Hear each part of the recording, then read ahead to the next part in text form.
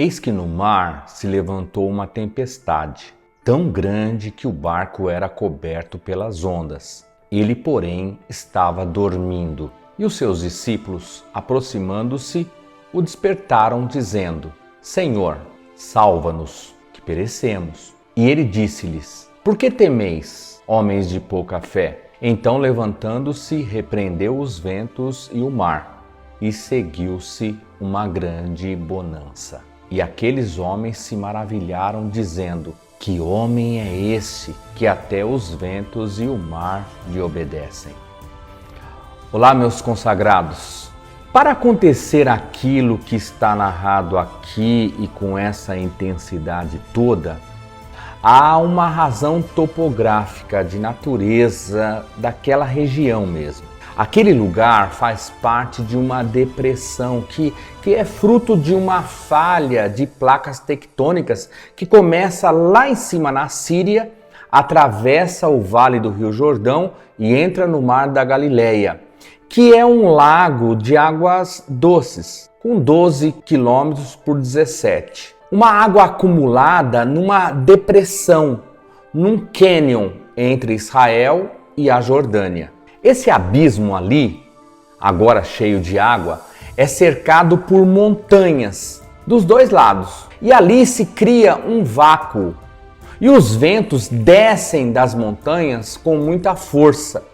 E isso provoca redemoinhos que ficam presos naqueles espaços ali em cima do mar. E eles foram apanhados de surpresa por esses ventos tempestuosos. Não havia o que fazer. É quando as velas e os remos eles ficam absolutamente inúteis. Não adianta nem tentar. É melhor deixar o barco ao sabor das ondas mesmo, sendo levados de um lado para o outro. No meio a tudo isso, Jesus dormia na popa, a parte lá de trás do barco. E o interessante é que no texto paralelo lá de Marcos está dito que Jesus ele dormia sobre uma almofada. Os discípulos estavam apavorados, clamam Jesus aos gritos, indignados com a soneca que Jesus estava ali tirando. E então Jesus acudiu-lhes, porque o temor era para uma tragédia mesmo, um perigo assustador. Hoje em dia, as pessoas procuram serem acudidas primeiro por alguma autoridade, algum recurso, pelo SAMU, e não está errado isso. Tem gente que vive uma religiosidade tão cheia de rotina fria que não experimenta esse Senhor, me acode, com o joelho no chão, com a face na terra, com o coração gemendo em devoção e prefere ligar para outra sugestão de socorro, até esgotarem-se as possibilidades de se salvarem do problema. Esse texto, em primeiro lugar, nos ensina como é que se faz um clamor. Todo clamor precisa ter veemência e contundência no dizer. Levantar clamor real e pessoal não depende de gritaria, de choros convulsivos ou de teatralização religiosa. Só é necessário o dizer com intenção imediata. É conversa direta. É um pedido direto e resoluto. Isso é clamor. Sabe aquele assunto que a gente vai direto ao ponto e consegue dizer em poucas palavras tudo, com o tom, com objetivos diretos? Isso é clamor a Deus. Outra coisa que esse texto nos ensina é que todo clamor, daqueles que chamam de a tal da oração forte, pode ser feito de qualquer lugar. O lugar mais santo e melhor para se levantar clamor é o lugar da necessidade. Ou seja, qualquer lugar. Não é necessário fazer fetiche de um lugar específico e especial, de um vale, de um monte ou de um templo. Aliás, Jesus rompe com isso na conversa com a mulher samaritana que vivia uma religiosidade de monte, o Monte Gerizim, lá na Samaria. Aliás, Jesus diz que a verdadeira adoração, a verdadeira e pura relação com o Senhor não se daria nem no monte e nem no templo, mas num lugar chamado de Espírito e Verdade. Qual lugar melhor? Qualquer um. Desde que tenha paredes de Espírito e Verdade. O resto é cenário. E cenário dispensável. É palco. E palco descartável. Agora, o lugar santo é o teu quarto pessoal, que em secreto o Pai te vê. Já vimos isso lá no estudo da oração do Pai Nosso. E quando eu entendo isso, eu posso estar na esquina da Ipiranga com a Avenida São João e alguma coisa acontece no meu coração. E ali, no meio do barulho humano e das buzinas, pode acontecer o meu clamor em espírito e em verdade.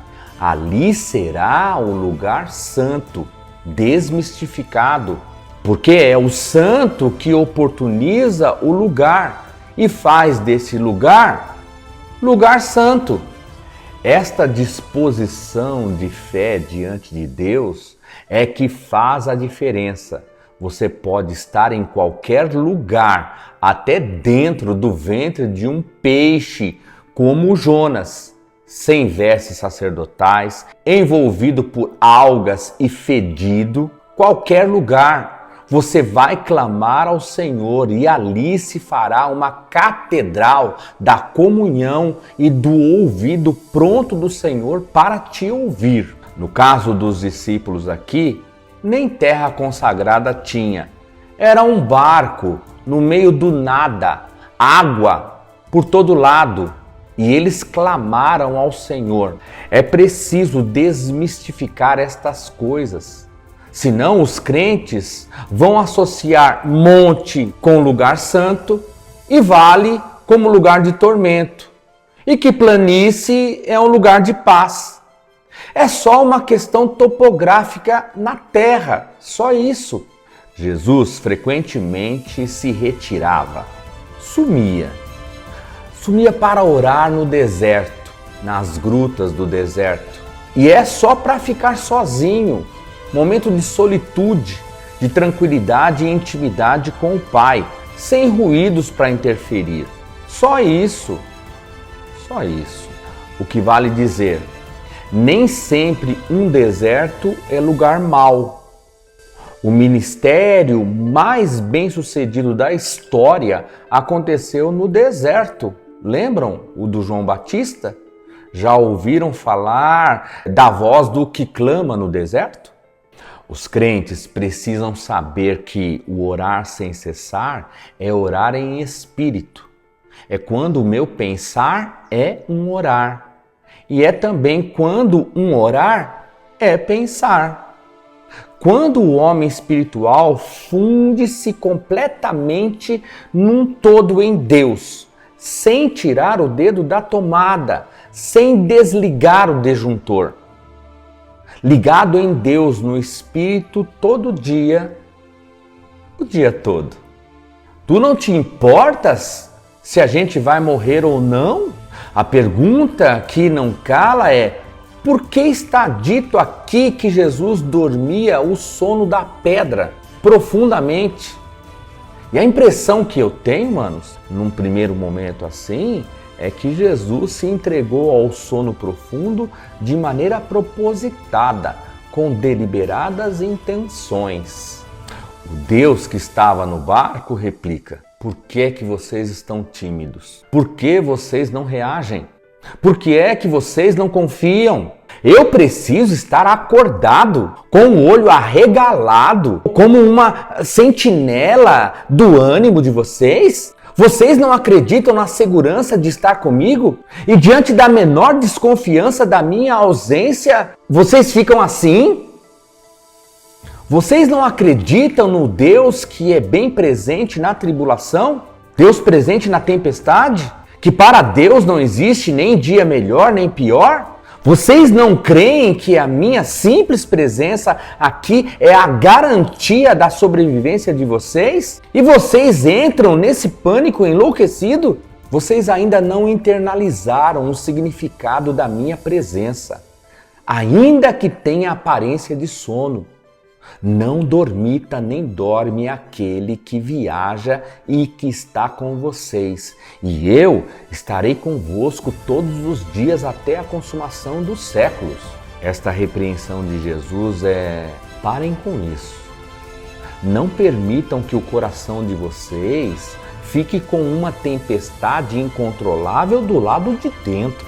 Olhem para a tempestade que está fora e deixe ela do lado de fora. Confiem na presença de Deus com vocês e em vocês. Segura esta onda aí dentro, meu filho. E levantando-se Jesus, repreendeu os ventos e o mar. É a autoridade absoluta de um general, de uma realeza. Aqui está a amostra de um poder absoluto, falando com o mar, como se fala com um servo, com um subordinado. Literalmente é um shh, sossega. E nos textos paralelos de Marcos e Lucas, há descrições maiores. Diz assim: imediatamente cessou o vento e o mar se acalmou. Tudo paradinho.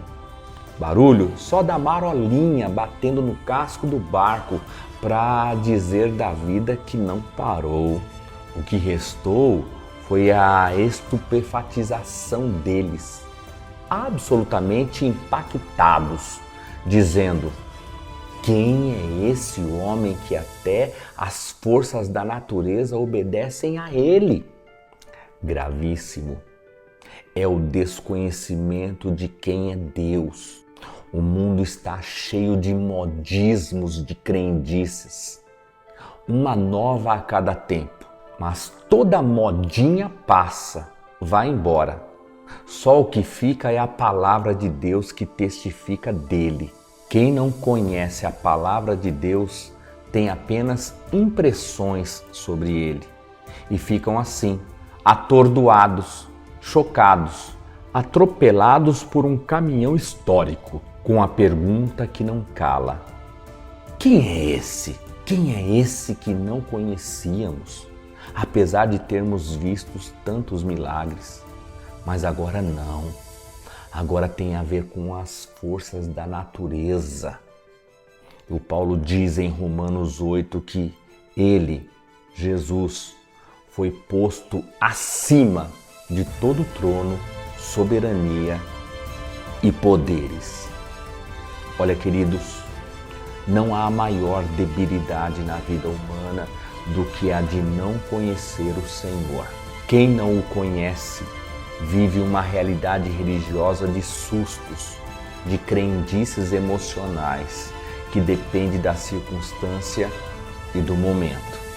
Deus ilumine os nossos olhos e o nosso caminho para não passarmos pela vida com esse susto na pergunta que não se resolve só perguntando: quem é esse? Deus os abençoe.